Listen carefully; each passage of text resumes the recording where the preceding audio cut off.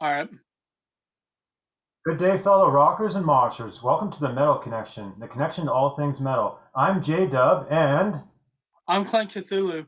yeah, we're going to be starting this little series, I guess, called, I guess we'd call it, is like kind of like what we've been jamming lately. So we're just going to title this Mosh Jamz Episode 1. So here we are with Episode 1, and there's not really much of a format per se. It's just whatever we've been jamming, and wherever the conversation leads, it's going to lead. I don't expect these shows to be super long, but it could be 20 minutes, could be an hour. Who really knows? So thanks for checking it out. You're along for the ride, and maybe you'll discover some new jams to mosh to, headbang to, jam to, chill out to. They may not even necessarily be stuff you can mosh to, but it was just a cool little title we came up with. So cool. I think I did a little chatting right off the bat. So Cthulhu, if you want to kind of show what you've been jamming here recently. All right. First, I'd like to say, all the people watching below, chime in and say what you've been jamming for the past week or two. Tell us some bands you would recommend us, listen to, because we're all, that's about music, always finding new stuff to listen to. Yeah, All right, we'll start off with this is the first album by a power metal band called Thunderstone. Oh wow, cool. They're power metal. I've been listening to them. Like I got their full discography about a month ago. At the beginning of the month, I paid like $9 for their like 7 albums. Well, that sounds interesting. Power metal, I'm kind of in for that as long as it's not like super cheesy or nothing like that. It's not Yeah, as long it's actually really good. I would highly recommend them. as, long as it's Thunderstone. not symphonic, I would probably be into it. Yeah, they're kind of like Evergrey. A little, besides maybe he has a little bit of a higher voice on some stuff, but it's really good. I'd recommend it. The guitar work is amazing, and the drummer and the music gets pretty heavy, and the lyrics are actually like most power metal is like real fantasy based. These are more about like depression, like the standouts on this album are like "Let the Demons Free," "World's Cry," "Me, My Enemy." Like Father, Like Son's a real personal one. I felt like, and The Voice of a Dream on this album, I would recommend. Oh wow, it sounds like you're already pretty fairly familiar with that album and things like that. Yeah, I've listened to it about 4 times in the past couple of days. It's Oh, really good. cool, cool. And what year is that? Just offhand, This or one is their first release, and it came out in 2002. oh, cool. Oh yeah, I probably yeah. That actually, I wish I could like pull up a YouTube link and just play it right now, sort of thing. But we'd get flagged or whatever. I don't know. But that would be cool to just pull these up and just like listen to it for a couple of seconds. Like, cause I just want to hear that right now. So I'm gonna have to after we record, I'm gonna have to go back and actually go through some of the stuff that you're showing. Maybe one day, we might be able to do that. But yeah, highly recommend them. Oh yeah, cool, good stuff. I don't know if you want me to go next or if you wanted to show a Yeah, couple you more. go ahead. You do one now. Yeah, I'll probably show a couple here. I don't know how many you have, and I think I have like 13 or 14 or something like that here. I was trying not to get super crazy, but yeah, my first one is here. Is I did that favorite vocalist show, and anyway, one of the guests posted that he was listening to Blackout, and it kind of influenced me. Hey, I haven't jammed my Blackout in a while. This is from 1983. I believe it's 1983. And it's just like kind of that pre-thrash wave. It's like that dirty, sleazy, kind of that dirty, heavy metal sound, so to speak. Actually, a lot of the song titles are really kind of nasty and kind of, not nasty, but kind of edgy, right? There's Motorcycle Bitch, Evil Game, Demon Eye Woman, Screaming Metal, Ice Age Hunter, Victim of the Night, Doctor's Nightmare. So, they was really sleazy, filthy kind of heavy metal. Are they And power metal? and then great artwork, but no, it's just kind of like dirty, filthy, heavy metal. Because there's a local band named Blackout that's kind of like a hair metal kind of band. Oh yeah, I'd say it's like maybe like Motorhead, but not as fast. Just kind of Interesting. like that dirty, filthy kind of sound. Um, I'll just go with another one. Here's the newest Destruction. Born to Perish. Oh yeah. I was I just need to listening. get more of this stuff. I was just listening to that earlier, so I try to collect as many destructions as I can get my hands on, while within reason try to get other things. Just not focus on all destruction, but I pretty well got quite a few destructions, and yeah, this is their newest release. It's from 2019, so they're probably gearing up to put out a new album pretty soon. I definitely need to get more destruction. I only have, I think, 4 of their albums. Oh wow, oh, Or okay. this next one I have about, I'd say about 18 in my stack. Oh, I know who that is. Yeah. Tooth Grinder, and I just recently got into them. Like I just saw the CD was cheap. I won it for $2 on eBay. I bought quite the bundle with this. Bought some stuff for 99 cents, and I bought some other stuff for like $5. But this was I paid $2 for. An interesting thing about this, I didn't know this until I went to go put it in today. It's autographed. Oh, cool. Bonus. Wow. Yeah, for $2, when And actually, I'm I have my own little. I don't have really a tooth grinder story, but I believe I did see them live opening for a Killswitch Engage show years back. Yeah, that was Killswitch Engage, Tooth Grinder, and 36 Crazy Fists. ooh, was it the year that Memphis Mayfire was with them? Yes, and that was on the show too. Yeah. I think Tooth Grinder, 36 Crazy Fist, Memphis Mayfire, and Killswitch. I think I wanted to go to that show so bad because me and the singer of Memphis Mayfire, Maddie, we're good friends. All the other guys are from like the same area as me, but Maddie's actually not. But me and Maddie have became friends because of the other members. But Oh yeah, yeah. for the people who don't know, really good metalcore. It's fast, it's aggressive, and it gets gritty, and it has some slower stuff. There's a few songs that have some clean vocals, but for the most part, there's some influence by some grindcore and death metal by this band too. Yeah. One thing that was surprising about that show, when you did mention Memphis Mayfire, is I believe they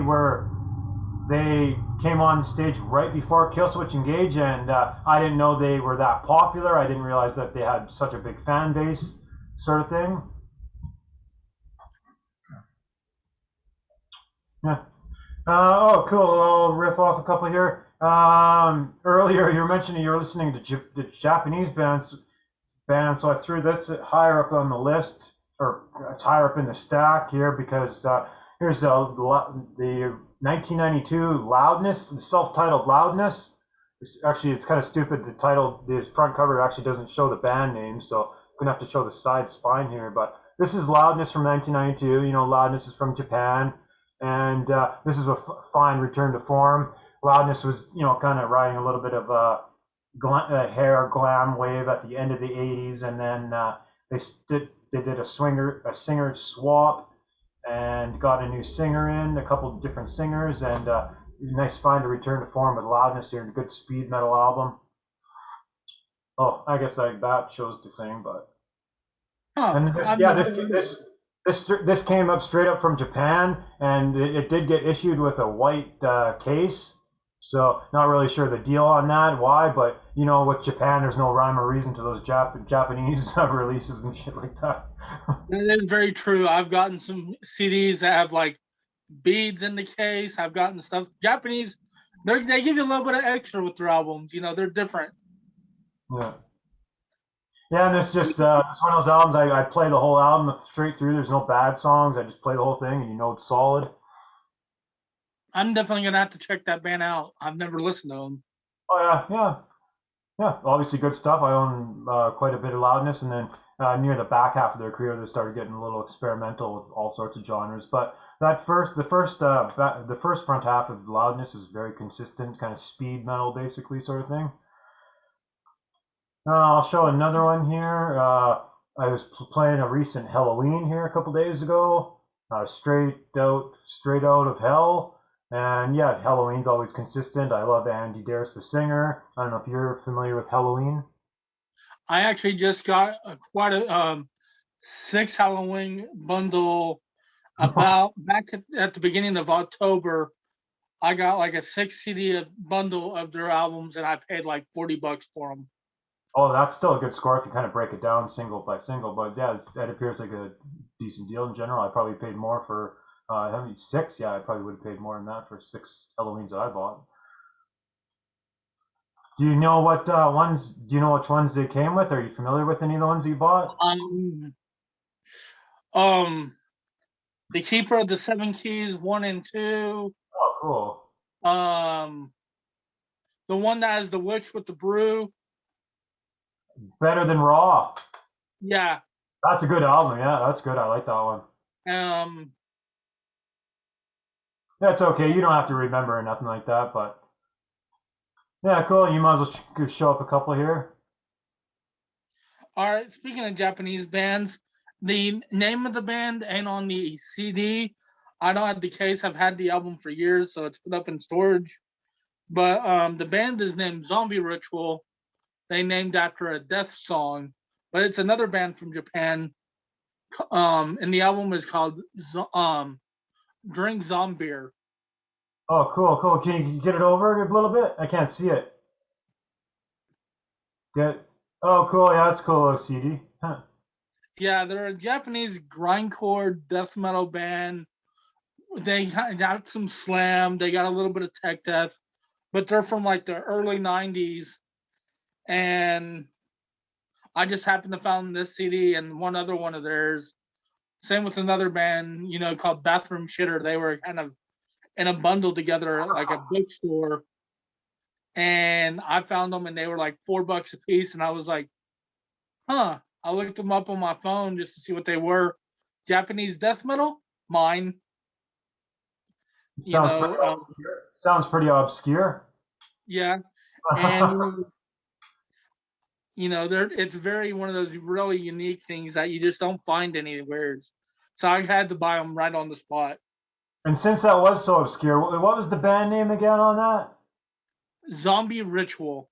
Zombie Ritual. Cool, cool. I And think. the album is named Drink Zombie. This album right here in particular, lyrically, I had to kind of find like a translate. All it talks about is drinking, partying, and zombies. It is so the lyrics are in Japanese. Yes. Oh, cool. I got a thing. I got a few albums like that. I try not to do all the non-English, but some of the non-English stuff has a charm to it because you don't know what the hell they're saying. You don't even care. It's just about the music sort of thing. I know I got an Italian band called Subway Arts, and they're just screaming in Italian. I don't know what the hell they're saying. I just like the music. Yeah, there's another Italian band I have. I can't think of their name at the moment. We'll have to get back on that Yeah. at another time. But yeah, I have like Darren Gray from Japan. Very rarely, they'll sing in English. They have a few, but not many, but they're amazing. Yeah, it was funny. I might as well chime in my little story on Durian Gray. I'm not super familiar with Durian Gray at all, but it was funny because I was going in for a tattoo with one of my tattoo people that I use on the regular, and she knows I'm into the metal things like that. So she's like, "What do you want to listen to?" I'm like, "Oh, whatever you want to listen to." She's like, "Have you ever heard Durian Gray?" I'm like, "No." She's like, "Oh, I really like these guys," and she put it on and she played that for the whole tattoo, and it was interesting stuff. And she was kind of just saying that every album they do is slightly different. Like one album will be industrial, the next album will be metal, the next one will just be rock, the next one will just be who knows what, right? It's just That's all very every true. album's different. That is very true. That is very, very, very true. Because like I have most of their discography. I mean, I've been collecting them for years. As I find them, I get them, or if I find them cheap on eBay because they're not cheap.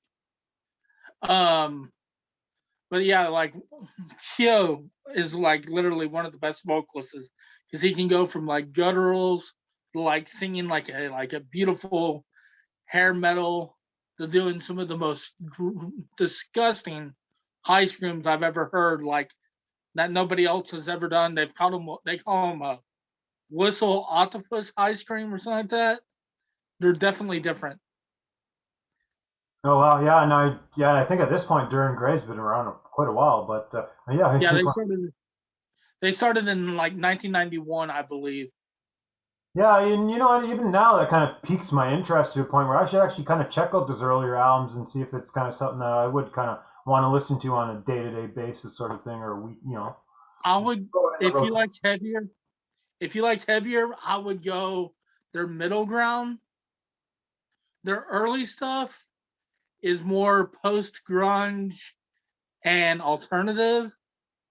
Their early stuff, they're like first two albums. Then they're like third and fourth album, they kind of went into industrial. Then their middle stuff, they kind of really went into like death metal, thrash, new metal kind of sound. Then their new stuff is like grindcore and electronica, and even a little bit of dubstep. Interesting, yeah. I'll rifle through a bunch of albums and see if I can find a couple that kind of pique my interest. I don't know if you want to throw up a couple picks, or you already did, or you want me to go throw up some picks here. But I still probably have 10 or so. So who knows how long it's going to go here. But I'm gonna. Who knows? Who knows if people know this band? But it's MOD, Methods of Destruction. The guy from the I forget the Speak English or Die that he did with the Anthrax fella. I'm not. Well, it's obviously an iconoclastic album, but I actually prefer the MOD stuff. Actually, is a little more serious, more longer songs. But this is definitely my favorite MOD. This Gross Misconduct there, really killer album. The Shark guy. This is actually a double CD. It comes with their first CD, the USA for MOD. It does have the cover, but I'm not going to show it. But it's 2 CD. Well, maybe right. Oh yeah, that's right there too. But I was listening to MOD. You might have seen that kicking around.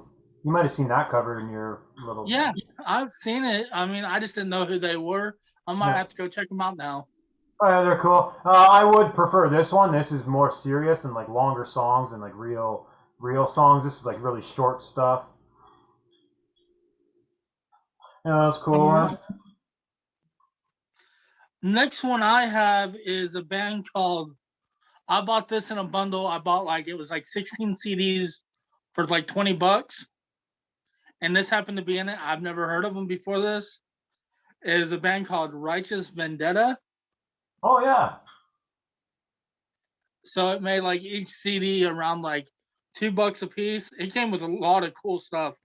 Like I bought, the guy that I bought the that first CD I talked about, that um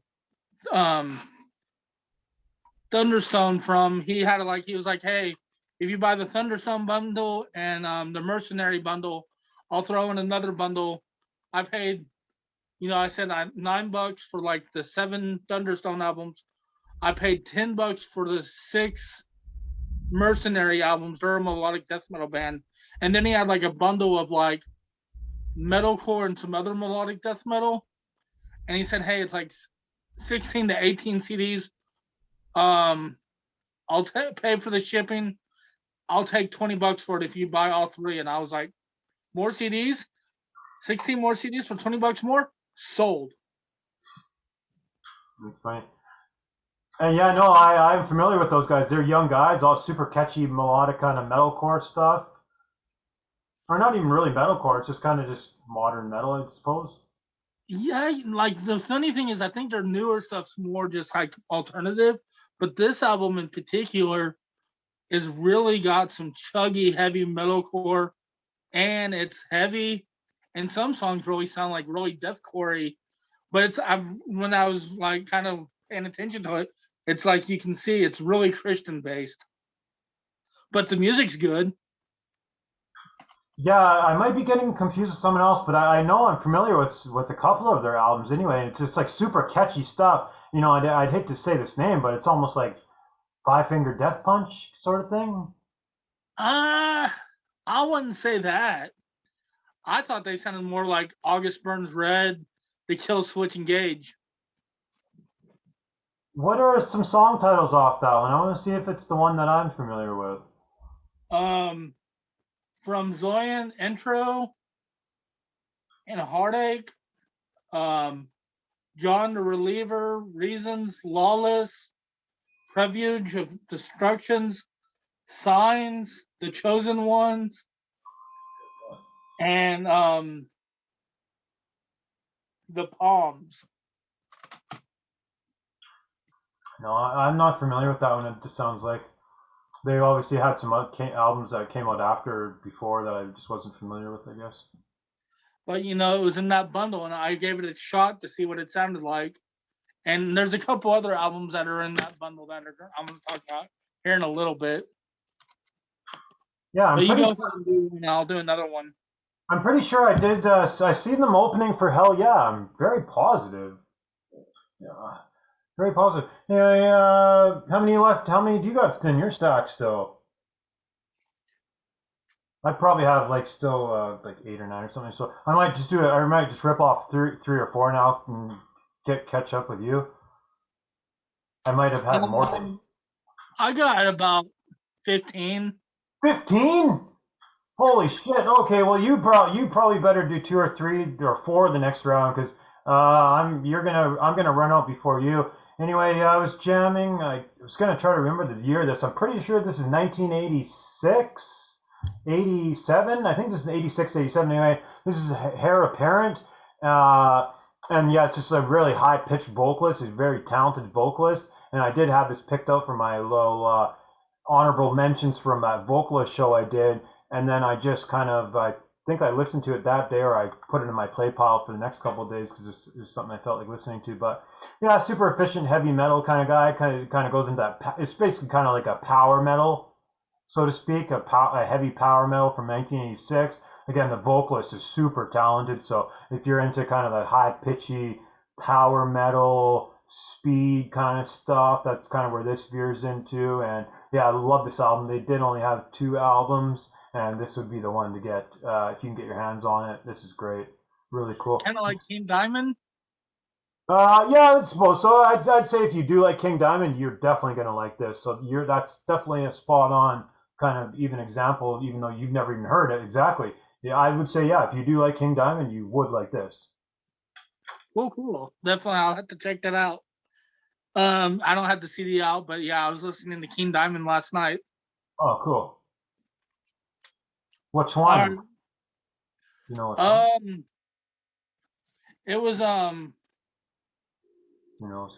Don't get me. Yeah, I know it wasn't exactly King Diamond, but it was the band he was in before he was in King Diamond. It was. Oh, you're listening to Merciful Fate. Yeah, Merciful Fate. Because I bought several of them as a bundle. Merciful Fate and King Diamond. It was like 9 CDs. I paid I'm a cheap person. I like to buy cheap when I get more for my buck. I paid like $80 for like 9 of their CDs. Man, it's probably still good. If I probably would have paid more in single versions. So hey, it is what it is. But I'd say you probably try to rip off 3 or 4 at this point, then get a little caught up with me if you have a big stock of 15. All right, my next one, it's 2 different CDs. I don't even know how you pronounce this.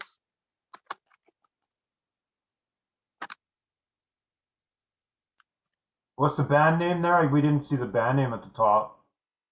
It's on the bottom. Oh, I don't know. It's too close. Oh, my bad. Suspiria? Yeah, Suspiria, yeah. I have been, Oh, there we go. I was listening to these 2. I just won them, like that bundle I talked about with the Tooth Grinder. This was like another 2 CDs I bought with it. I paid $1.99 each for each one of these, so $2. And what's that kind of leaning into in terms of genre? I would say they say they're black and thrash, but I wouldn't say they are. The vocalist is from Bucknanar, or however you say it, if I say it correctly. Borkland. Oh, yeah, okay. Yeah, the vocalist is from them, but I would say it's more in the veins of like Testament. Like a Testament, it's weird. I would say Testament with elements of like Kill Switch. Interesting. Yeah, cool. Because he sings, and his singing voice kind of reminds me of Jesse, like younger Jesse, but the screams are more like he'll do gutturals a little bit, and he'll have that kind of Chuck Billy, kind of like nasally thrash sound. Yeah, cool. He sounds like, yeah, Jesse Lynch and Chuck Billy in a blender had a baby. Interesting. Well, because Chuck's a powerful guy, and Jesse's quite talented. Doing his up and down screams, melodic stuff. So that probably sounds like it's probably a mix of a little bit of everything. Kind of thrashy, maybe thrashy deathcore or something like that. Who knows? Thrashy. They say they're black and thrash, but I Yeah. don't hear black metal. Like the style of it does look black metal, and it looks like it would be a lot darker than it is. But the lyrically, like on these albums, some of the standouts are like Chemistry, The Devil May Care, Off the Grind, Years of Infinity. Well, that cover you're holding up and reading off right now, that one Yeah, there, you kind of get an idea of that blackened thing that you're saying. yeah. Like they're from black metal bands. The guys are, the people in the band, but this band's completely different. And then, on this album, I'd say The Urge is a good song. Live My Dreams, Edgy and Suffering is a good song. Sick Bastards is a good song. And One After All is good too. They got those typical kind of like up power, thrash songs. That's definitely interesting stuff. I probably would like to hear that as well. I think you'd like it if I never hear anybody talk about them really, but they've always piqued my interest since I bought one of their earlier albums about 5-6 years ago, and I bought it like on a clearance at like a bookstore for like it was like a quarter. Well, black and anything is cool. Black, right? Black and everything is cool. So I don't know if you. It sounds like you got a bigger stack than me, so I would probably just try to do some more here. You want me to go more, or you Yeah, go do more? some more. It sounds like you have a bigger stack than I do. Oh, all right. This band is a very unique one. Let me see. Another band. I took a chance. I won these for like $5. I took a chance. I bought some death metal stuff from this guy, and he asked me if I was interested in this band. He didn't tell me what they sounded like until I bought them. They're called Horoscope.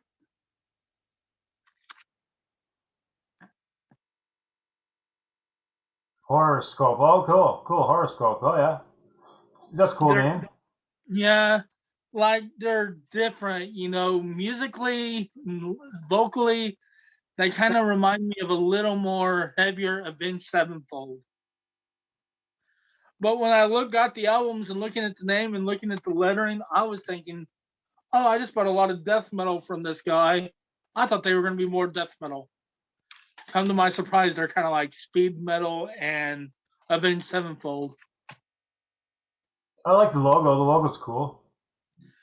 And it's another thing I bought from the guy was this, and it had another album. I can't find the case for it, but I bought these from the same guy. Have you ever heard of Cold Worker? I may have came across the name. Oh, I see that Nasum. I know what Nasum is. They're an old school Swedish band. Yeah, the drummer from Nasum is in this band, and this is a really, really good, aggressive, heavy, heavy death metal band. Like they only had 3 albums, and you can get them dirt cheap. And I think they should have been bigger because this band is gritty, gross, and it's really, really good. I can already tell that if that has that Nasum guy a part of it, that's already good. That's good. I without even hearing it, I know that's good. But I still definitely need to hear it. I definitely like Nasum. I would say is even softer than this band. Oh wow, that's cool stuff. Yeah, that's definitely something that anyone would want to check out. That definitely seems like it's really That good. guy's vocals are brutal. They're pretty, yeah. Yeah, I'll go back to me here, and I've been jamming. I jammed the Slammer, the second Slammer album from 1993. I believe it's 93. Slammer did only have technically two full-length albums, one in 89, one in 93. They had an EP in the middle, and yeah, this would be their second album, and it's just nice quality thrash metal. Just kind of fun thrashy type stuff. The album before, the Idol, I forget the name of it. I do own it. There's so many freaking album titles. Sometimes they just get all shuffled in my brain. But the Idol Work of Hands or something like that. Anyway, the second one I was jamming this really cool cover, right? Yeah, that is a cool cover. It's almost like whoever drew that. It's like they created like this hellway to like a hallway to hell or something, or a hallway to the nightmare. Anyway, yeah, that is a cool cover. But yeah, no, just really fun, just fun thrash guys. Yeah. Cooler artwork there. Yeah. Actually, well, I'll follow the whole little package for someone. There we go. Yeah, that's some cool artwork. It really is. Yeah. Yeah, cool. Yeah, fun stuff. Slimer's pretty. I think. Well, if anyone listens to like they're kind of, if they go deep with thrash, they probably know what Slammer is. So I don't really need to go on and on about that. Oh yeah, just fun thrash. Yeah. I'm saving a couple that you will know for near the end there. The one we were talking about before, you'll probably have an opinion on the one I got come up here. All right. This one's going to be a little bit of a surprise for most people. This is a personal favorite. I've kind of went back and listened to them. Is a band from like the early 90s. Some stoner rock, I guess you would say they are. Stoner rock. Maybe post-grunge a little bit on some stuff, but Monster Magnet. Oh, Brad. Yeah, I love the Magnet. I love Monster Magnet. You know, I've gone back and listened to several of their albums, but I kind of just got this album. I had this album since like the first press of it I had for like 10 plus years, and I've scratched the crap, so I just rebought it. And it was in a bundle of like three of their other CDs. And I was like, hell yeah. The other ones were still in good shape, so I gave them to my friend for part of his birthday. I was like, here you go, you need to listen to Monster Magnet. Who's that? Enjoy. And that's obviously that iconic album that had a couple big hit songs for them and made them really big. And I still remember being I guess I'd be like a young teenager when that came out, 98, and I remember that hit song Space Lord, and they had the music video for it, and that was the era where there was still music video channels, Much Music, MTV, and that would be played heavily on rotation on the MTV and Much Musics. And this album actually got it was in a movie too, Dracula 2000. Right, and then the days of when there was actually cool movie soundtracks with cool rock and metal bands. But yeah, that's a cool pick. I like that one. I have a bunch of Monster Magnets, so yeah, I do too. That's a cool pick. Yeah, I like those guys still. I know some people will be like, Monster Magnet, that's actually cool stuff. Yeah, Space Lord. I got one. I've been really vying for this. I have the later Betsy album, but I've been really vying for the band that she was the band that she was in before, the original Bitch album. And yeah, I'm actually not even sure, 100% sure on the year. It must be 86 or something like that. I think it was actually just I think it was 82. I don't know, freaking. Because Betsy was 89, so this must have been somewhere 82, 84, 85, I don't know, something like that. But anyway, I'm glad to finally have got this. It kind of really, I wouldn't even be able to tell a story of how I got it or whatever. Just a Discogs order. I placed a big order and was able to get this on fairly cheap as an add-on sort of thing. And yeah, I've been vying for this for a long time. Really happy to finally have it. Sweet bitch. And yeah, she's just a really confident kind of front woman. She's very flamboyant, kind of like struts around the stage and fucking sings her songs, right? And so she's really fun. Don't really think I have anything. And obviously, this was a Metal Blade classic, so it was produced by Brian Slagle. Metal Blade. So this was like an original Metal Blade that would have came. I think this is actually one of. I might be making this up, but I think this was the first ever release under Metal Blade Records. I'm not even kidding. I'm not even kidding because I think that the first EP, Damnation Alley, was 1982, and that would have been a year before the Metallica. Wow. So I could be wrong. Anyone watching or even you, don't hold me to this. I think this was one of the first ever releases on Metal Blade Records, technically. And that one is not the original. That was a reissue, but still cool nonetheless on that. Definitely. Another pick I had, I already talked about this band earlier.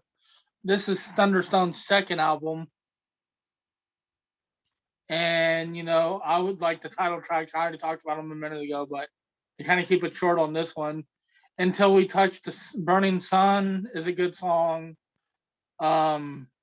Break the Emotion is another really good track. Sea of Sorrow. My favorite track on the song is kind of like the softest song on the album. It's called Fourth Into the Black. Is a really cool song, and it actually shows you how crazy this guy's vocals can be. Just kind of a follow up to the other one. I'm going to go back and listen to the other ones later, but these are the two I've listened to so far. Yeah, I want to hear that. Yeah, I definitely remember that name, the Bloodstone name. I want to check those guys out. Yeah, Thunderstone's really good. And this one, I might get a lot of shit for. I don't care. Their early stuff was metalcore and really heavy. Early's metalcore, like early 90s. Then they came out with this album, which is more rock based. This is their second to their latest, is 18 Visions. Oh, cool. If you just want to try to maybe just reset your camera or whatever, it doesn't really matter. 18 Visions. Oh, yeah, cool. 18 Visions. Yeah, definitely a popular name back in the. Well, it's probably a little close. Yeah, I think at that point you could probably just hold the album back and just add. Probably doesn't need to be super close, but anyway, here nor there. Just nothing to no super format to it. But 18 Visions, yeah, they've been around for a while. Old school. I guess back when they would have started, they were pretty well like a screamo band. Back when they originally started, and then probably add some more melodies and things like that later on. But what would you consider them to be as? Yeah, like early metalcore screamo. This album's more on a kind of a rock base. And then whenever the singer left, whenever they went on hiatus, he started another band which is more kind of a rock band that had this kind of sound called Burn Halo. And then Burn Halo made 3 albums, but by the third album, he was kind of bringing back the screams, heavier music. And then, they released probably about 3 years ago, they came back and released their heaviest album to date. And the lyrics on that album were a lot more darker, they're grittier, and there's no cleans on that album at all. It's their heaviest album to date. And I saw them opening up for Memphis Mayfire, and it was Memphis Mayfire within 18 Visions and Norma Jean. Classic little metalcore screamo lineup. I know Norma Jean was definitely kind of in that screamo early metalcore wave with Unearthed. Yeah. And to go with it, I kind of was listening to these earlier. They're kind of like a heavier metalcore band, each one of them. One of them's kind of like August Burns Red, and the other one's a little kind of heavier, but they have some melodies. Is Your Memorial and Sirens and Sailors. Never heard of either of those. You have or you haven't? I haven't heard of either of those. No. Oh, yeah, they're heavier metalcore bands. They definitely like Your Memorial's more like August Burns Red. Sirens and Sailors is kind of like faster paced, a little more kind of gritty vocals, but then they have some clean vocals here and there. But just stuff I've been kind of listening to, like a little bit of, you know. All No, right, yeah, if you cool. want Yeah, cool. Yeah, we're always just like listening to stuff, try to familiarize with stuff that we don't listen to all the time, right? And to, just to become more familiar with it and things like that. So yeah, I'm always listening to weird, different stuff. I know I probably away from all the stuff I already know off by heart and all the things I listen to death, I'd probably listen to like a lot of really obscure hardcore. I'm trying to like learn and like not learn, but just know more of some brand new albums I've been buying, like that fucked album FUCT. I've been trying to like play stuff like that to become more familiar with it because that's a super obscure old hardcore stuff. And cool. this is cool. And you'll know this guy. You probably have never heard the actual band that he was in before he joined Megadeth. Marty Friedman. I know you're familiar with Marty Friedman and Megadeth, right? Yeah. So this was actually the band that he was in before Megadeth. So then Dave Mustaine actually heard this stuff, this cacophony stuff, and he's like, "Who the hell is that guitar player? We got to get him down here trying out." So he would have he would have found out a way to get a hold of Marty Friedman and said, "Get down to the studio and try out. You're trying out." And you can actually go on YouTube, and they Megadeth has since released that original band tryout when Marty Friedman showed up to the studio that day. They recorded it and basically hired him on the spot because they all gelled well. And I think Dave Mustaine was honestly a little jealous of his guitar playing because he's like, "Holy fuck, this guy's fucking good. If I don't take him, someone else is." So it's one of those situations. I think Dave Mustaine was right on the ball. Said, "Hey, I gotta scoop this guy up before he outshines me, so to speak." I think it was one of those things. Is that band hair metal or is it more thrash? He's Oh, looking at it. this is speed. This is full on speed. Like these guys are nuts. Like Marty Friedman is just doing all those just like nonstop. And yeah, it's just crazy speed power. Like the singer would be power metal, but then the music behind it's speed.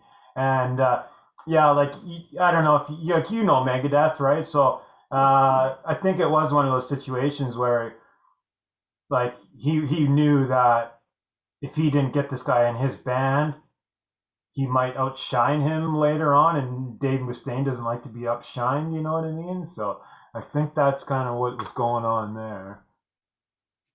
Interesting. Um, yeah, this album I've kind of looked for a while. It's a deathcore album. I've been looking for this album for a while. I've never seen it for sale. So whenever I bought, like I talked about earlier, I bought the Tooth Grinder and the thrash band, however you say it, Samarics. Yeah. I bought, this too. It was the first EP released by Emir, Oh, cool. and it's the album's name is Complete the Guide to. No, dang it. No. Yeah, Complete the Guide to Needlework, and it was their first EP, and Oh, I've seen it on sale for like about only 2 times before, and people were asking like 70-80 bucks for, and I'm like, so I'm never gonna get that. It's their first release, so I was like, crap. And which is weird. Deathcore is popular, but the bandwagon, those albums get expensive quick. And but I won the bid for like $6, so, and it was in that bundle. So the guy was saying, "Hey, I'll combine shipping," because he had like $3 on shipping on each thing. He combined everything, and I bought like 15 CDs from him for like $7 in shipping.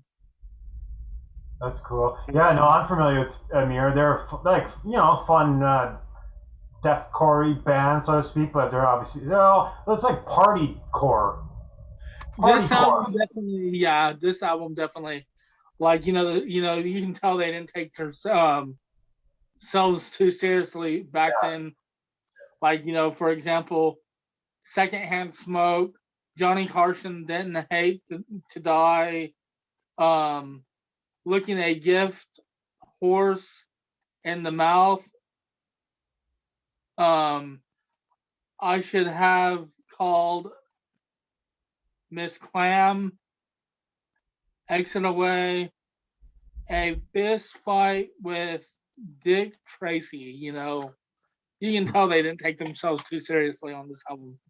I don't think they ever really have on any of the albums. I think they've all been kind of just they're just a party core band. I think at this point, and I know some people hate it, some people are okay with it, and some people love it. They're kind of one of those. They're definitely one of those bands that will draw an opinion. You either That's hate true. like them or you love them. They draw an opinion. I know with anyone.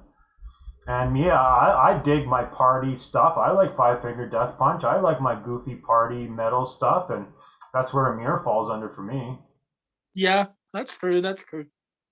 And what's the singer's name? Frankie Palmieri or something like that. Something like that. Yeah, something like that.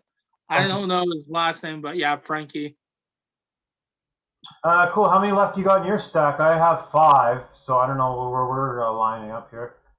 Oh wow, you say 5? I got 5 too. Oh, cool. Perfect. Yeah, cool. We're kind of on track here. Anyway, and then when we did that new metal show there on the show, uh, I realized, I know, I was thinking about Third Strike, and I realized I freaking love this album so much, the Third Strike album. I love this album so much, and I realized I didn't own it, and I literally went online probably that night or the next day and just bought it because I realized I freaking love this album so much. Why don't I own it? So I got my hands on it for $10 or whatever the hell it was, 8, 9, $10, and we got her. And I love this album. Yeah, this is the 2002 new metal. This is full on new metal wave. 2002. I don't know if you're familiar with it. I've heard of them. I've just never really listened to them. I've Oh heard the yeah. name. Oh, cool. Yeah, no, I just love it. There's something about the guy's voice.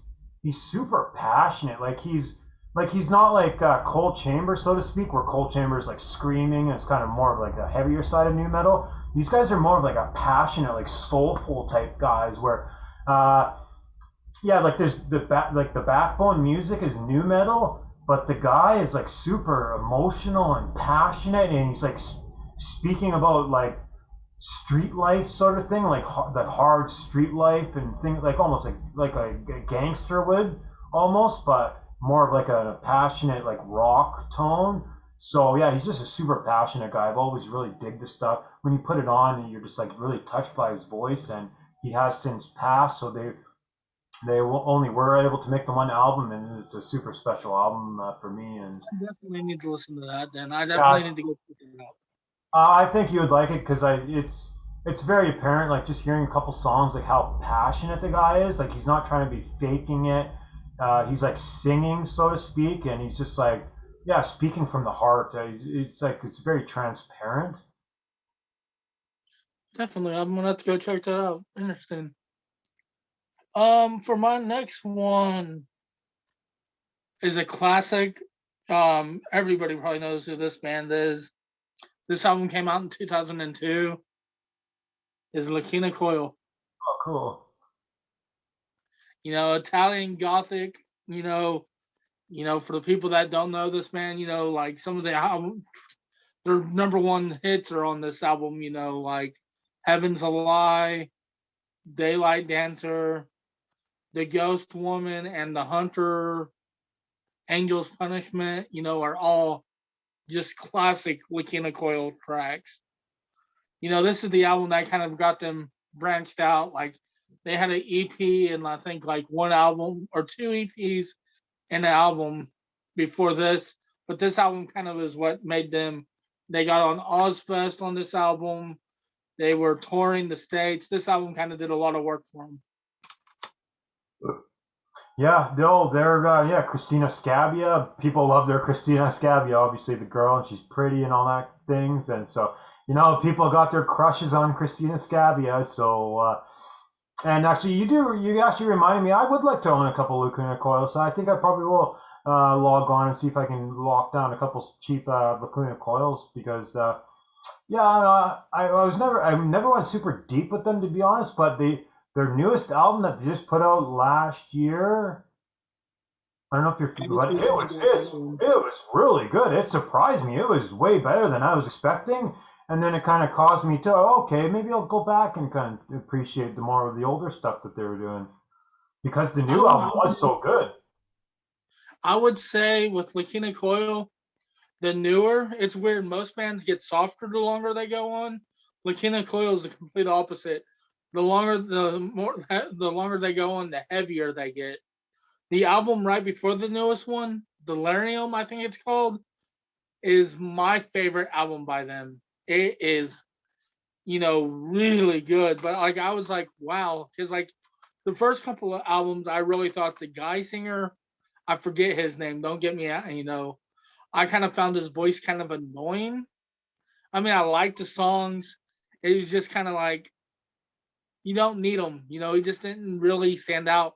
And then he kind of just, brought in like some actual screams. And I'm like, and like when I saw him live back in 2004, I noticed he did those screams live, but he just never did them on the albums. But the last, I would say 3, 4, yeah, literally the last 3 albums, he's brought in those screams into like their actual music on the albums.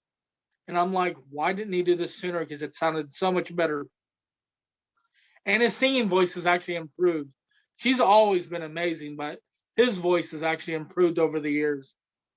Yeah, I think it was one of those things like early on, way back when they came out, I checked them out. I in my head, I wanted them to be like more heavier and aggressive, and they weren't. So I kind of just glossed over them for years and years. And then these last couple of albums that they put out, I've checked out as I listen to the new releases when they come out. So that made me more aware, like, hey, maybe they are better than I originally thought.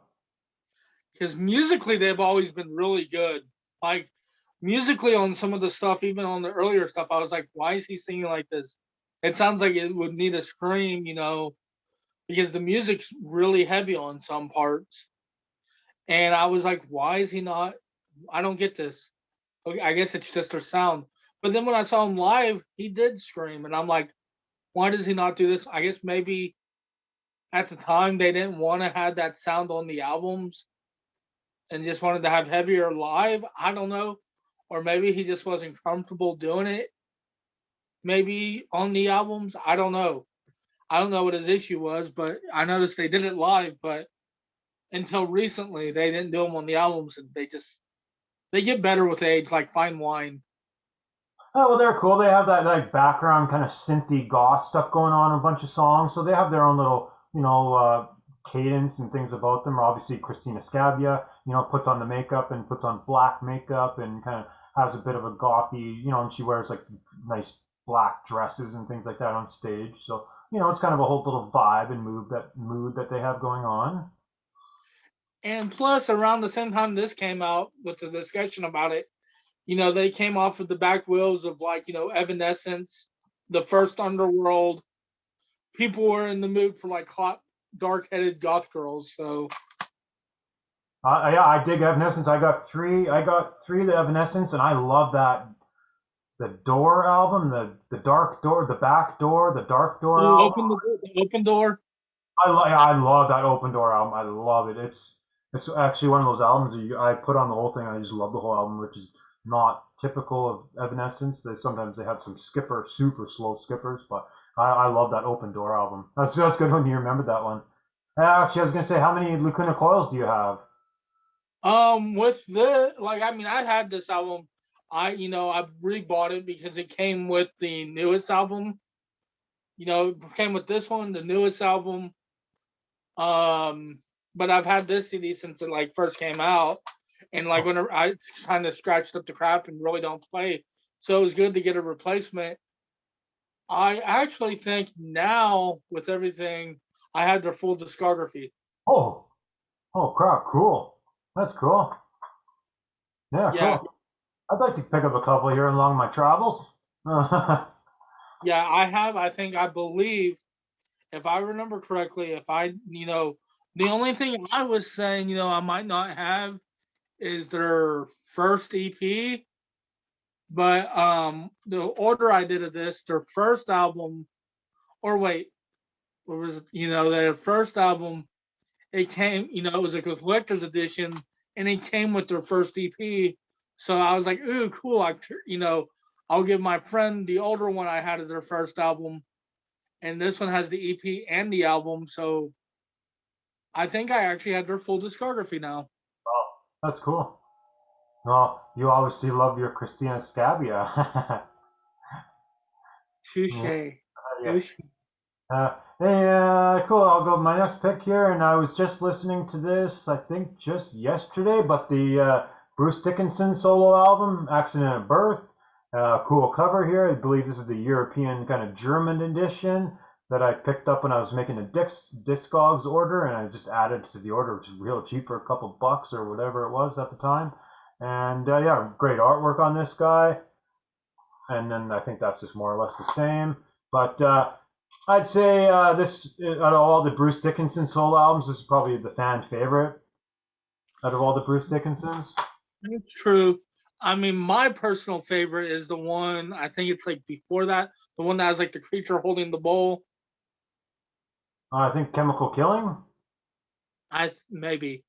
That Chemical. one's a little bit slower, but I just thought the artwork and that atmosphere of that album was really cool. Yeah, I think that one's Chemical Killing. I actually do have that one along in the way. I do have that one in the mail. Like I did buy that. There was actually an auction on eBay, and it was just one of those things. Just when I think everyone owns it at this point. Whoever wants it owns it already. So I think it just came up for like $6, and no one else bid, and I just got it for like $6 or something like that. But it's not here. The mail system in Canada right now is a shit show because there's some flooding going on in the area and they shut down one of the major highways, and it's just been a disaster. Yeah. My next one, it's funny, did that Kill Switch show, so I had to go back and listen to this classic, classic album. And this album I still hold close to my heart. After all these years, this album, it never gets old. Never.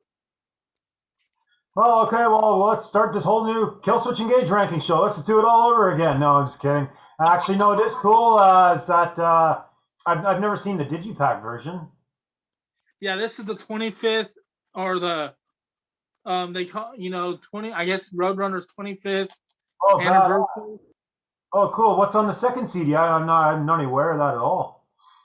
The second, it has some like demos and some like bonus tracks, and it has like um Flexation on the Darkness with Howard on it. Ah, yeah, that's actually rad. I remember that back in the day where Jesse left and they released that song for a movie soundtrack I mean, with there's like, Howard.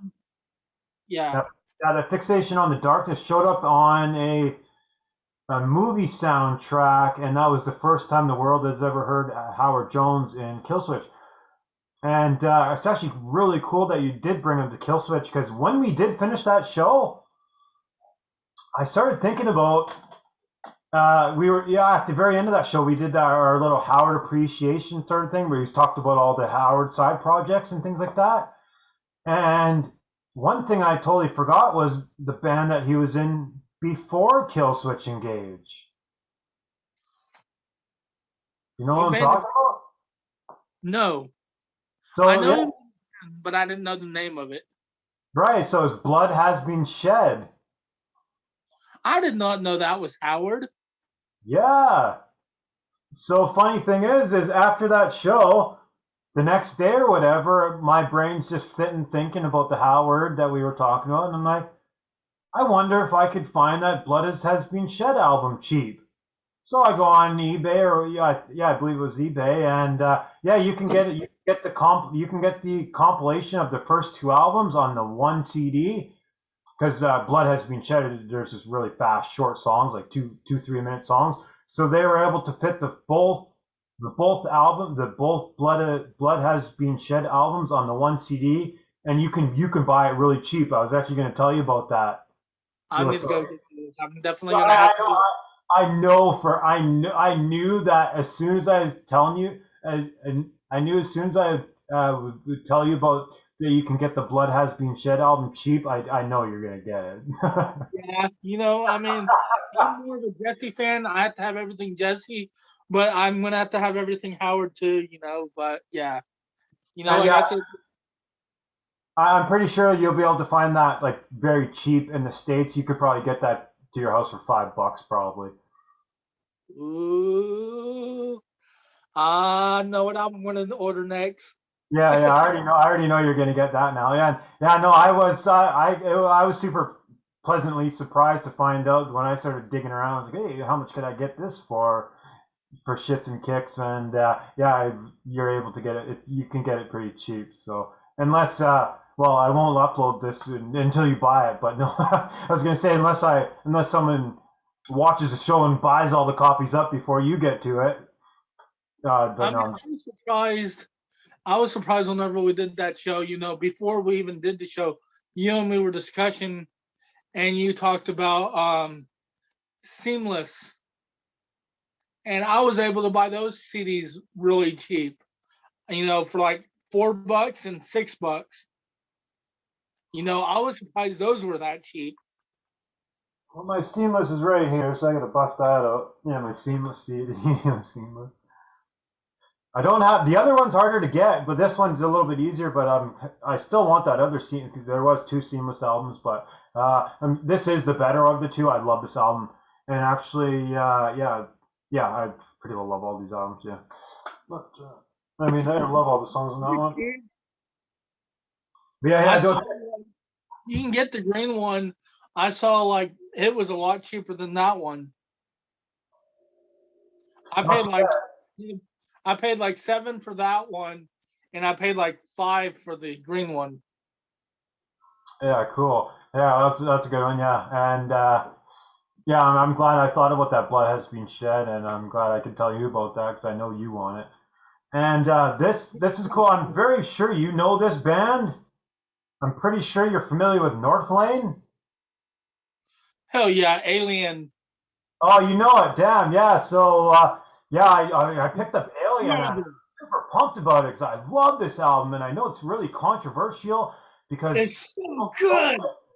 Because I know people don't like it, but I'd have to say, yeah, if you were to mix like Nine Inch Nails and metalcore, this is what you get. This is the album that you get. I love my Nine Inch Nails, so I love the industrial element that they're bringing to this album.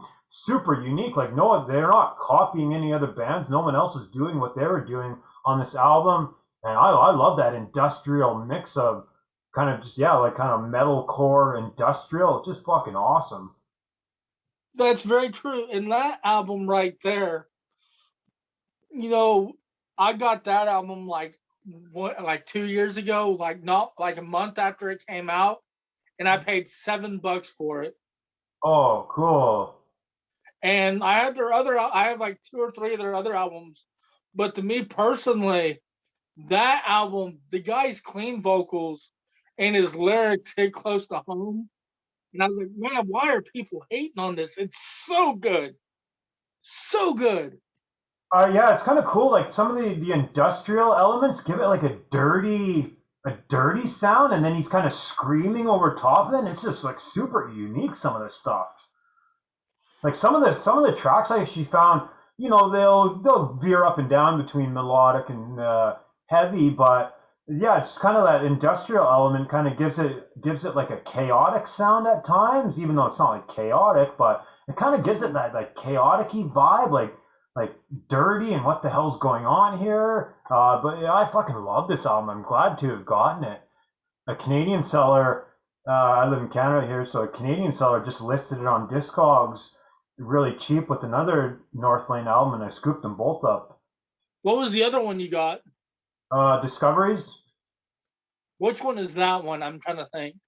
I it's one of the I think it's their first one, I believe, or their second one. It's one of the it's either one it's the very early ones with the previous singer. I believe it's their first one or second one. Yeah, I love this one. I love this album. I do too. I think it's really underappreciated. That's Oh, my cool. favorite album by him. Oh, cool. And that is cool that you do own it too. I didn't know. And I was trying not to tell you what I was going to be bringing to the party too, party before, because I knew that you would know North Lane, and I just wanted to see your actual honest, like genuine reaction or opinion on it, whether you hated it or liked it or not. I absolutely love it. Like what I like about it too, the singer, like the new singer, when he does his clean vocals, you do say Nine Inch Nails. It does have that Nine Inch Nails '90s kind of vibe to it. It really does. His voice, he could sing for a new metal band and be good. Yeah, And I like his lyrics a lot better. The old lyrics were just really weird. I guess like really, I don't know how to describe them. Like cybernetic, really weird, transparent lyrics, which like I tried to read them and I just couldn't make sense out of a lot of them. But that guy, you could tell, has been through some shit, and he puts his heart out there, for everybody to hear. And that's what I appreciate because that's what I do when I write a lot of the times. And when I, was singing in a band, which I need to find a new one, hopefully, maybe one day. Anybody out there watching videos, if you're in Texas, if you need a vocalist, hit me up. Or that's I cool. might move to Canada and go start a band in Canada. Yeah. But I'm gonna have to fight the government for my pit bulls. Yeah, and on like the North Lane thing, there's already even though it's a 2010s band, there even is those purists, those early metalcore, deathcore purists that they want the original singer, they want it all screamy and fast and all these kind of things. But I just found the newer singer to be more unique. Like when you hear him sing, you know it's him, as opposed to previous vocal, everybody sounded like him. So you could just pull up 1,000 bands that sound similar to what he was Very, doing. very true. So Very, very true. I just find the new singer to be more, just more unique. He adds his, yeah, just vocally, he's more unique. Like when I hear him sing, I know who it is. Yeah, very, very true. And if I remember correctly, I think they're on about to start to release a new album, I believe. Oh, cool. I definitely would want to check that out for sure. Yeah, and And I even seen North Lane live. I went and drove 4 hours to go see them, and I think I probably would have stayed the next night for another show. I don't remember specifically, but yeah, no, I actually wanted to go see North Lane. They were there. I think they were firing on all cylinders on the album before that. I think it was Mesmer, I believe. But I think it was Mesmer, the other one. Yeah, I think it was Mesmer, and I just really loved that album, and I thought it was great, and I went and gone and seen them. But yeah, I guess we'll kind of just keep her going with your next pick. all right, this one, um, I guess to keep things interesting, this is the newest album by I bought two of their albums. I paid like $14 for. This is their newest album. I want to get more of their stuff, but a little too much out of my price range for their older albums. Their older three, because I don't want to spend like $25 for one CD. I hate doing that. I will when I get back on my feet permanently. Right now, I'm just helping my dad out, so I'm kind of like stretching money. That's why I've been kind of getting cheap stuff. But is Skeletal Remains, Oh, badass. kind of thrashy, old school death metal, but they're a modern band. But you can definitely tell like bands like Obituary and Death really, really influenced these guys. Modern, old school, thrashy death metal, awesome album like Cosmic Chimes, Tombs of Chaos, Enshrine in Agony, Tortured Ways, Obliteration, Internal Hatred. Uncurdling the Casket. Oh, from beginning to end, this album is disgustingly good. It's fast, it's aggressive, but that guy, you just can tell he definitely loves himself some Chuck from Death, or what is it, Chuck? Is that his name? Yeah, yeah. I mean, you can tell he was influenced by like Death and Obituary. Um, there's other bands like maybe even some elements of Venom a little bit. Not there. It just this album just when I bought like a bundle from a guy. I bought these bought their two newest albums, the two newest like Tomb Mold, and I bought like 10 CDs from the guy, but it was like $7 a CD, and it was like a lot of like new death metal, and I was like, ooh, mine. And it was like a bundle for like $55, and I got like 8 CDs. That's such a coincidence, actually, because yeah, I actually have not a bunch of things to say about it, but I have a few things to say on this. It's quite coincidence. I went on the Metal Bend show yesterday, Metal Bend Chronicles channel. If anyone's watching, go check out Metal Bend channel. You just type in Metal Bend and it'll come up on YouTube. Anyway, so I hopped on the Metal Bend's channel yesterday as a guest a couple hours into the show, and then anyway, we started talking about 1994 albums, and then somehow that veered into Crowbar, and somehow that veered into Skeletal Remains. So Necrotic Nick was on there from Thralls of Metal, and we're all just shooting the shit there, and then he brings up Skeletal Remains. Oh, because he just went to a municipal waste show with Skeletal Remains, and that's how we got him to start talking about that. And then it's funny, the exact description he used of what they sounded like is the exact description you said. He's like, old school Obituary, old school Morbid Angel. They got that old school vibes, but then kind of adding, it's like fresh and modern production and things like that. So it's funny that it's such a coincidence that literally Necrotic Nick from Thralls of Metal like described the exact words you used, like word for word, like literally word for word. Great minds think alike. Yeah, yeah, it'd be cool. It would have been cool if you would have came on the show last night. You guys would have had tons of things to talk about. He's I'll more. definitely, send me like their Facebooks where I can send them friend requests. Yeah, well, Necrotic Nick is well, the Thralls of Metal channel has become quite popular, so he's quite a busy, popular guy, if you'd say that. I think he's got like 8,000 subscribers and shit like that, so he's up to his neck. He's busy, but he hops on these shows late at night with Metal Ben, and it was actually great to kind of shoot the shit with him. And yeah, because I've been watching his shows for a couple of years, so it's just kind of odd, like, oh hey, oh cool, hey man.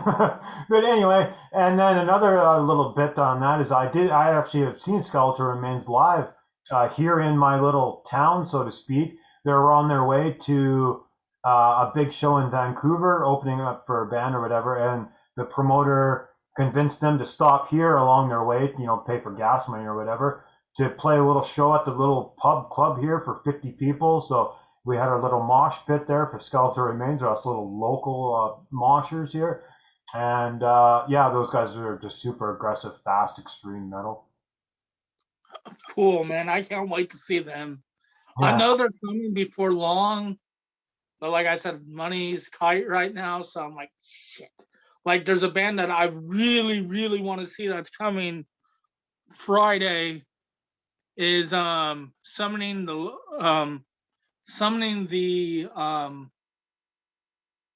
So summoning the Lich Lord or something like that. summoning the Lynch. Yeah.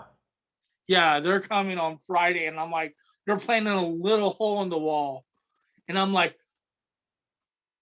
oh, I want to see them. They're Tickets are probably like $10. yeah. I mean, I need to get their albums. That's why I want to go, so I can maybe try and get those picked up, because they have I think 2 albums and an EP, and all you can find on eBay is their newest album. But I'd like to find their other stuff, and I bet you they probably have them at the shows. I've never really listened to it, but I was familiar with the name. That's why I even like when you were saying summoning, I was like summoning the Lich or something like that, right? So I am familiar with kind of just seeing their name around. But if I had to guess, I thought they were kind of more probably heavy thrash sort of thing. But No, no, no, no, no, no. They're kind of like a more. I would say they're like a tech death Black Dahlia murder. oh, okay. Definitely influenced by Black Dahlia murder and then some thrash elements, but the guitar playing gets really tech crazy. Like that guy's like, Yeah, I want to do a like a deathcore tech death show. I don't know how I tie those two things together, but yeah, no, I want to do a show with you, Clint, with you and Darren, my friend Darren, that he was on the new metal show. You two guys would just be great together. Well, not even great together, but you guys know your tech death and deathcore like perfect. Like I don't even know that stuff as well, so I'm actually trying to learn a little bit more of that stuff. So when I do the show, I'm going to be somewhat with it. I would say maybe do them separate because deathcore you can get into like a long discussion with. Tech death would be a little shorter, but deathcore I don't know all that much. I'm just know like the real popular ones, and I'm late to the party. Like all this newer stuff that's dropping, I'm like 2 years behind. Like people that were talking about like Die Hard is Murder, I'm just now getting into like when they dropped. People were like, oh my god, but it took me like 2 years to get into them. Or the same with like Carnifex. I didn't get into them until like their Carnifex. A lot of people talked about them, but not Slow Death. The one album before that, Tomorrow We Die. No, it's the uh, one. or that I'm not 100% sure. I have three Carnifexes, but there's Death in Your Arms, yeah, World War X, Slow Death, but yeah, it's kind of Yeah, I got into them pretty late into the party, but I definitely love Carnifex. I have everything besides the new EP that just dropped, a couple months ago. yeah. I'd say Carnifex is probably my favorite deathcore band, just because they still have remained to have that uh, blackened edge to them. And yeah, anything blackened is badass. So I'm always down with that. Down with the blackened anything. All right, your turn, I guess. We got winded. Yeah, yeah, cool. Yeah, I was pretty well. Actually, I was just listening to this today, probably like an hour before the show, so I figured I'd get her on here. Tankard, Stone Cold Sober. Tankard's old school thrash band, and they're obviously all about the beer and shit like that. But I know this album in particular, they kind of toned back the beer nonsense, and this is kind of more just straightforward thrash. Jurisdiction, Broken Image, Mild Wide, Ugly Beauty, and then I don't know who the original. There's a cover right in the middle of the thing, and it kind of just throws you for a loop. I prefer the cover to be at the end of the CD, but nonetheless, the cover of Centerfold is by a country guy, and I'm not going to attempt to sing, but I should actually look in the. Open up the booklet and find out who was the original the song of that. But it's a Centerfold cover. I'm pretty sure it's by a country singer, and they kind of jazzed it up all rocky or whatever. But yeah, Tankard, Stone Cold Sober. The other Tankard I really like is Two Faced, and it just kind of, again, they toned back the beer nonsense. The beer stuff gets a little repetitive for me. So they toned back the beer nonsense on these two albums, Stone Cold Sober and Two Faced, and yeah, definitely check those two out if anybody watching at home is not familiar with Tankard. Funny thing about Tankard, um, it made me mad. I was actually, this is probably back in August, September. I was actually trying to win their discography. It was their full discography. It was like 9 or 10 CDs, I believe. And I was winning the bid till the day it sold. I was winning the bid at like $40. I was like, "Yay! I'm gonna win these. I've been trying to get these for years." I've been, I've, known who they were for since like 98, maybe 97. Maybe I got into them like really. My friend Joshua that I went to school with was really into them back in like 2000, 2002. And like his dad liked to party, and his dad, his dad was a big kind of like party kind of old school rocker, and he kind of showed me the really kind of was one that got me into them. So I was like, cool, cool. I'm gonna win these for like $40. I'll be damned. Um, I bid it up to like $70 on it. I was like, enough is enough, because like the day that they were gonna sell, they went up, and it went up to like $372. So I was like, nope, I ain't gonna pay that. Yeah, no, definitely not worth it. I'd say you can pick up most of the early tankards at fairly reasonable price, depending on where you are and where you shop and whatever. But for the most part, Probably. I got most of I got the tankards that I want. Uh, didn't really cost too much in general, and I don't follow. I haven't really kept up with any newer tankard, like anything past '94. I'm not familiar with any of it, just because it's all they just kind of took the whole beer shenanigans. That's like all they do now. It's just all beer everything, and that just gets a little repetitive for me. So I kind of just I guess with Tankard I'm kind of an elitist. I just want the earlier albums. Again, it's all just thrash metal, but just the beer stuff gets a little over repetitive to me. That's true. That's true. You can't just can't really do all the same things.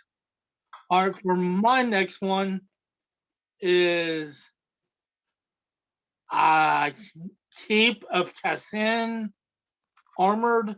I want to say is the name of the album. They're a black metal band. Oh, really? What is that? Armada? Uh, Is that Armada? the name of the album, yeah, Oh, but the okay. band name is like Keep of Kassin. They're a black metal with like some melodic death metal influences, like What? melodic black metal. The spine. We can read this. What the spine says. Um, has a lot Uh, of gunk. no, Yeah, shuffle it over. Oh yeah. Anyway. yeah. They're really cool. I've been into them for a few years, but I won two of their CDs on a bid for like $13. So I was like, cool, or it was three of their CDs I won for like $13. And I was like, cool, cool. I'll listen to them again, and I really enjoyed them. I want to try and get their other stuff, but their other stuff's a little pricey. You'll pay about 15 to 22 to $30. And you were saying black metal on that. Is that like super hard to digest black metal, or is it is there some melodic parts? It's more melodic black metal, but the lyrics are really like on this album in particular, like the Black Uncharged, Vengeance Risings, the Wrath of Darkness. They got kind of like a fantasy kind of lyrically on this album. This album I think is more about like a Norwegian war. I mean, they're black metal, but you can kind of see they got kind of like that look, of like warriors, and they got some thrashy sounding stuff. They're like, but they're kind of got a little bit of a symphonic stuff too. Oh, cool. Yeah, I definitely. That sounds like that would be up my alley too. Uh, yeah, if they got a touch of symphonic, a touch of melodic, and if it is still extreme black metal, that definitely is up my alley. That stuff. Yeah, they're really cool. I mean, very underrated. I don't, that's why I'm like, when I get back on my feet, I do plan to get their full discography. They're that good, and yeah. Like when like why are you mention the description of melodic, touch of symphonic, black metal? That's basically just described Dimmu Borgir, and I love Dimmu Borgir, so I don't see why I wouldn't like that. Yeah, I mean, I'd say that's kind of a pretty good, and they're really, they're different, like another one of their albums I have, most of the albums about dragons, Mhm. kind of cool. But all Cool. right, How many left do you have in your stack? Do you just have one or two? I have One. two, Oh, two. two. Okay, you might as well do one because I only have one left, so you might as well do another one right now, and then we'll do one. This one is a very, very old school sounding black metal band, but I actually met the singer. I met them. They're really cool guys. They're called Shining. They're like suicidal black metal. Yeah. They're like whenever I was talking to the singer, the singer when I saw him, I kind of laughed when he first got on stage. I've never heard of him before I saw him, and I was like, oh god, this band looks like it's gonna be a cringy wannabe like new metal black metal. Because the singer comes out and he's wearing like baggy pants, a big O chain, a tank top, and he has like I don't know what you call them, but like a skin cap that go like you see like some of the rappers wear. They're kind of like they just go over your head, and then they have like the thing that they're kind of like bandanas, but they're more like made out of like spandex. You know what I'm talking about? Yeah. No, I just know that when you mention The Shining, that the guy does some really crazy sick stuff. And I know he's gotten a bunch of kind of drama related to him because I think he was one of those guys that would go on stage and cut himself and things like that. Yeah, he did. He did. And yeah, Yeah, they received a lot of flack, and yeah, I know they had shows banned and protests on banning some of his shows, and I'm not really sure if I really. I think he's like I think he might even be like racist or something. I don't know. But I don't know about racist because it looks like he's wearing like black culture. He looks like he's, I don't know. I just don't know. They're weird. But when they were really heavy live, because I saw them opening up for like Dark Funeral and Septic Flesh. oh, I love Septic Flesh. Yeah. Yeah, it was Septic Flesh and Dark Funeral, and they Oh, were the opening band. Or no, they were the second to the opening band. Because Die Antichrist was the opening band. Die Antichrist, Shining, Septic Flesh, and Dark Funeral. When I saw him, yeah, he was literally he was on stage. He had a whole bottle of like whiskey, pouring it on the crowd, getting pouring it on just people, spitting it on people. Then he broke the bottle and started cutting himself and putting his blood on. Like, there's one girl that he put his wrist out, and she literally was like drinking his blood. gross. It's a little too far. It's a little too far for me. I was like, I was like, you Yeah. know, you don't know if this guy has AIDS. You know, when I saw Watain, they threw pig's blood at the crowd. I'd rather have pig's blood on me than human's blood. But like you look on the guy's chest because he took off his shirt in the middle of it. He's got cuts all over his shirt, chest. He's got cuts all over his wrist. I'm like, I understand, but all their lyrics are in Swedish. I'd like to know what he's saying. I wonder if he's like, I want to die. I wonder if it's really emo, and that's why they don't sing in English. I don't know, but they sounded good. It was just the singer, saw me at the bar, after they got done playing. The singer was like, he offered to buy my wallet at the time because it was a Joker wallet, and he apparently was obsessed with the Joker. He's like, hey, I'll give you $20 for your wallet right now. I was like, man, no, I'm good. And he was kind of drunk, and he was like, come on, man, don't be a bitch. Buy my wallet from me, my friend. I was like, dude, this wallet means a lot to me. He's like, come on, don't be a bitch. I was like, dude, how am I going to carry my money around? And he had a raggedy, beat up wallet. He's like, I'll give you $20 and you can have my old wallet. And I was like, dude, I'm good. and I kind of had to I ran into him like 6 times, and he kind of was like, "Dude, don't be a bitch. Let me buy your wallet from you." I was like, "Dude, no." When you brought up The Shining, it made me. I was trying to remember a band that I do like that kind of is similar to those guys, although not as extreme. But I actually really like Take. Take? Yeah, I have most of their CDs too. Do you? Oh, damn, yeah. I love that Kong Winter album that they came out with a couple of years ago. And then some of the older stuff is even like, yeah, they even actually, there's some like melodic, slower parts. And yeah, I like Take. And I was even supposed to see, I was going to go to Take show. I think I even bought the ticket. And it was one of those things, there was a Twitter war going on or something between some of the PC, I don't know, it was some drama shit, and they protested the whole tour and canceled the whole tour, and I was all pissed off about it.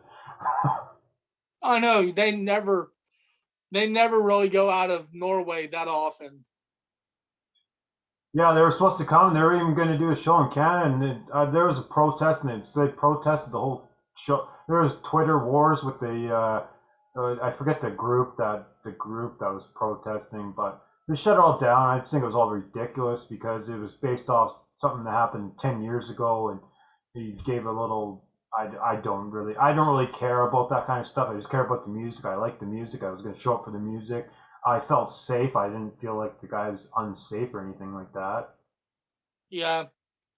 Unlike Um. that Shining guy is a little unsafe, and I think the Take guy is more of like he was doing it for a show, as opposed to that Shining guy. He's dead serious. He's taking that shit serious, like cutting himself and shit. The Take guy doesn't go that extreme. Yeah. Another thing about the guy from The Shining, I'd like to get their discography because they do have a good sound. They're really raw. I'd like to get it eventually. But like even after I told him like 5 times, I'm not selling my wallet. He's like, "Hey, you want to have I just kind of you seem cool. Come outside with me and just talk to me alone, because I want to get to know you because you like the Joker and so do I. Let's get to know each other." I don't know if this guy, you never know with people like that. He could have stabbed me, took my wallet. You never know. It's just kind of weird. I was like, "I'm good, dude." He was like super drunk and just him calling me a bitch. I just kind of felt off.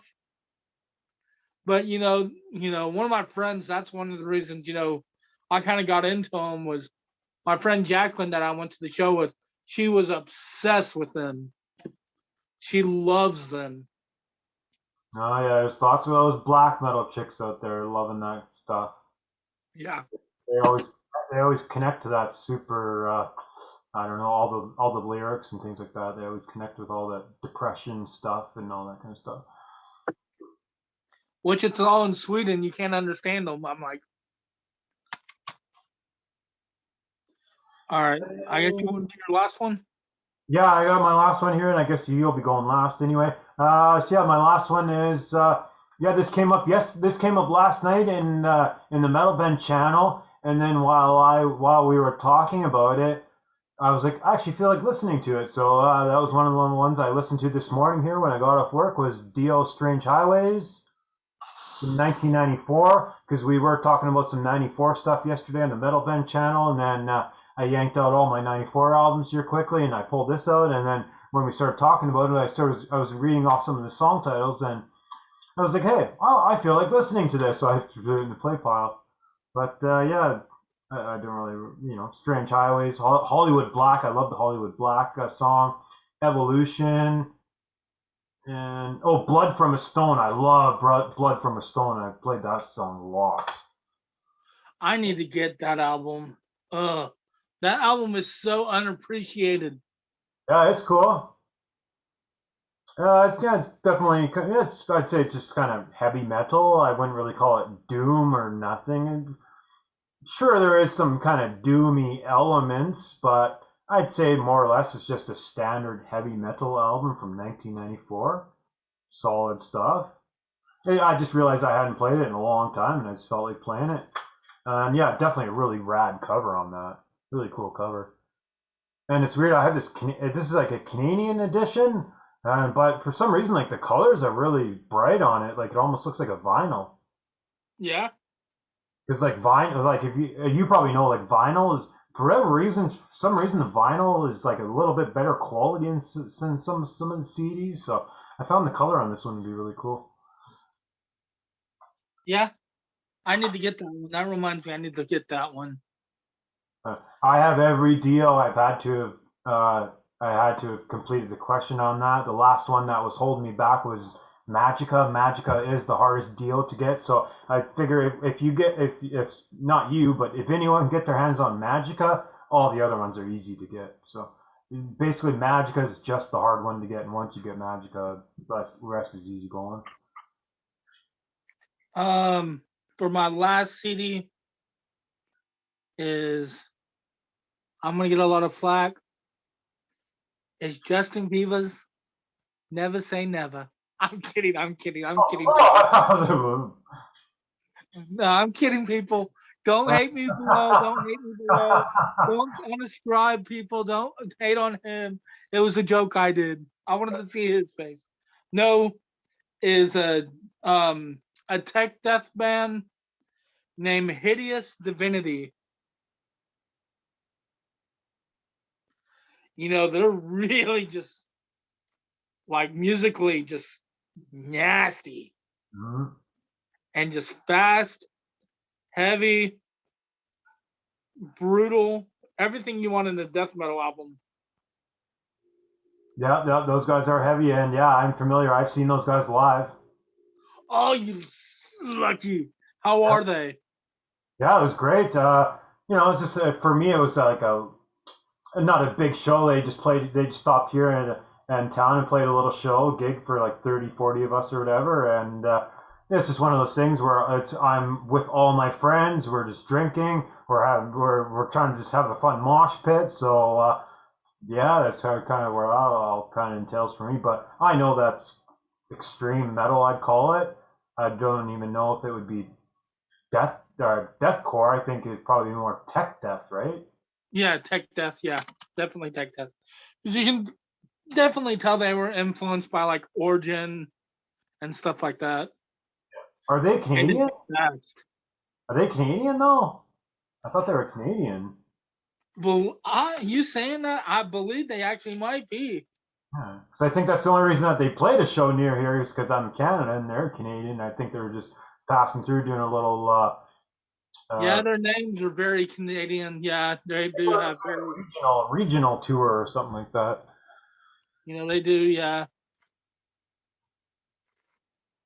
yeah. They're definitely, yeah, they're not American for sure.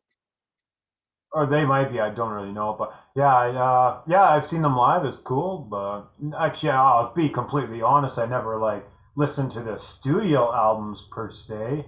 I would have listened to a couple tracks before the concert just so I know what I was getting myself into, and I kind of just heard what I needed to hear and say, "Yep, this is good enough for me." And plus, like I bought three of their albums as a bundle, but this one's the standout. And plus, dude, that is like some of the coolest artwork I've ever seen. That artwork on that album is just amazing, I think. But yeah, that's my jams for the past couple of weeks. Yeah, cool, right on. And yeah, I think the show went way the hell longer than I was ever expecting. But then again, there is no format here. Who cares? It's not like it really costing money or anything, or who cares?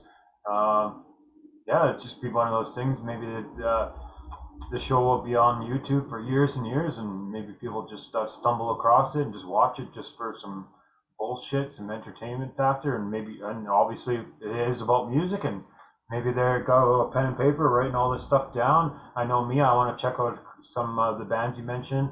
Definitely that Thunderstone, and that black metal-ish thing definitely sounds like it would be up my alley. That black metal symphonic thing we were just talking about there a couple albums back. So That yeah, there's one, definitely some things that I'm interested in. yeah, same for me. Like and I hope we continue doing this. Maybe we'll get another person, and it will grow, and find out new bands and learn from other people what they have, and like people, that are watching this. Come on, send us some bands that you think we'd like. You know, you kind of get a taste of what we like. I mean, I like a little bit of everything, and I know he's the same way. Like one other thing I listened to, earlier today, or it was actually last night, is Lana Del Rey. A lot of people are like, "What the fuck?" But I don't care. I like Lana Del Rey. She's a badass. Yeah, well, I don't really like her vocal style at all. I love my female singers. I'm a sucker for female singers, but I do not like her style. It's a little too slow for me. And a flip coin of that is I don't mind some Lady Gaga here and there. I did Uh, too. Yeah. I've even seen Lady Gaga live just because I wanted to see her in her prime before she got old and no energy. So I wanted to see her when she was upbeat and still, young and in shape and things like that. So I went and saw her when she was in her prime, and it was good enough for me. Hell yeah, I would like to see Lady Gaga because I bet you she puts on a badass show. I will mention this for anyone that is thinking, because I know Lady Gaga tickets are very expensive. No, I did not pay very expensive. It was they released right before like the show, like literally the night before, or like very close before the show.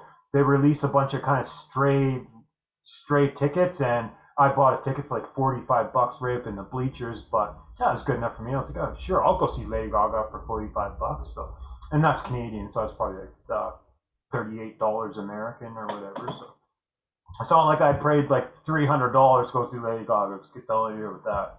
Yeah, yeah, definitely. I wouldn't mind seeing Lady Gaga. I would definitely have to go take some acid before. Be fun to go, but that's a topic for another time. Be smart, don't be dumb. Well, I know I showed up in like my rock gear, right? I got my rock boots on, my black pants, and whatever metal shirt I think I was wearing. Actually, no, I do own Lady Gaga shirt from just a kind of goof a couple of years ago. That's a whole story in itself. But anyway, so I show up kind of looking like a rocky guy. I'm definitely not. Uh, Anyway, so I sit down next to a couple, and they're all interested. They're asking me a bunch of questions and shit like that. They could tell I was kind of from a different walk of life, so to speak. And like I think the couple I sat next to were kind of like maybe like a gay couple or whatever. I don't know the proper term for that, but yeah, maybe a gay couple or whatever. And so they were asking me a bunch of questions throughout the night. They were a little interested in what I had going on. But I remember that one anyway. Anyway, cool. That's our little show here. Yeah, we'll try to do this. And yeah, you were saying bring on other people, but I kind of just thinking this. I kind of just thought that this would be a me and you thing, and I did mainly think of you because just in our day-to-day chat, you always send me your mail days and everything like that, and it got me thinking. Hey, that'd be cool just to start a Cthulhu's corner, so to speak. And obviously, I would have to be involved, and I would have to be here doing this. So I was like, oh, rather than just naming it Cthulhu's Corner, maybe we'll try to hash out a name here. We could do the show, and I was just thinking, hey, it doesn't necessarily have to be things that you're getting in the mail. Let's just do what we've been jamming. What's just jamming. And then we came with a little title there, Mosh Jams instead, and I guess this was our first little episode. And then yeah, whenever we're bored, we'll just hop on and do this little what's been jamming here the last couple of weeks. And if you wanted to get a guest, I'm sure I could find someone else that listens to music daily I and mean, stuff. every now and then, I mean, we can keep it with us right now, but every now and then we could get like somebody every now and then, just to kind of freshen things up. And all you people watching, I don't have a YouTube channel yet. Maybe in a year or so when I can get myself set up at my new place and have better internet and stuff like that, stay tuned. Anyway, cool. Yeah, I guess we'll just wrap up the show. It's probably been super fucking long, but anyway, cool. Thanks for watching the Mosh Jams, and Cthulhu. If you want to say goodbye, we're out of here. All right, later, guys. Stay metal and keep safe. And remember, metal's the way to stay safe with me. And make sure you have your metal dose because it keeps you. Later, guys.